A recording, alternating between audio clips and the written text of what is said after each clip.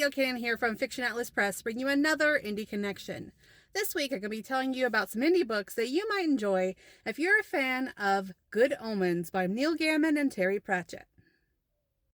The first book I have for you is called Kingston Rain and the Grim Reaper by Jackson Lear. Even the Grim Reaper can have a bad day. When one of hell's inept devils scares the wrong man to death, the Grim Reaper and Satan are forced to cover it up so that none of Limbo's lawyers can discover the truth.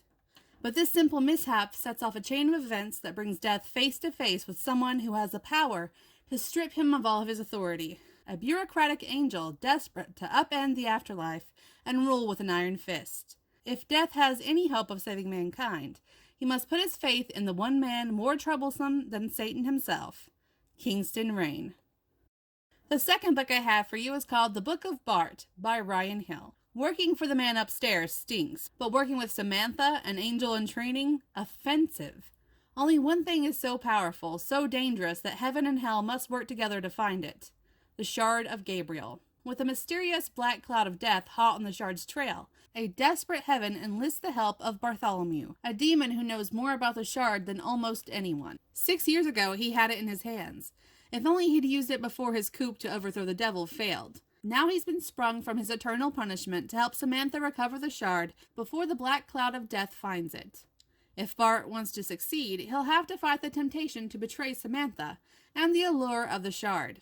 After an existence full of evil, the only way Bart can get right with hell is to be good. The third book I have for you is called Paternus, Rise of Gods by Dirk Ashton. Even myths have legends, and not all legends are myth. When a local hospital is attacked by strange and frightening men, Fiona Patterson and Zeke Prisco save a catatonic old man named Peter and find themselves running for their lives with creatures beyond imagination hounding their every step. With nowhere else to turn, they seek out Phi's enigmatic Uncle Edgar. But the more their questions are answered, the more they discover that nothing is what it seems. Not Peter, not Edgar, perhaps not even themselves. The gods and monsters, heroes and villains of lore, they're real. And now they've come out of hiding to hunt their own. In order to survive, Phi and Zeke must join up with the powerful allies against an ancient evil that's been known by many names and feared by all. The final battle of the world's oldest war has begun. And the last book I have for you is called There's Something the Matter in Hell by Robert Mackey. Little Abigail Farnsworth Fisk III is the favorite sophisticated 11-year-old of Manhattan's Upper West Side, until a piano falls on her head, kills her, and obliterates everything she thought she knew about the afterlife.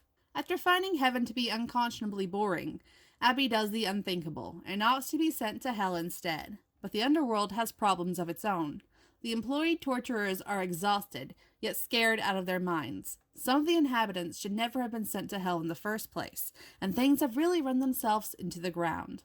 With the help of Axel, a boy who was wrongly sent to hell as an axe murderer, and Willie, a demon who made one too many mistakes, Abby embarks on a mission to get herself the hell out of there.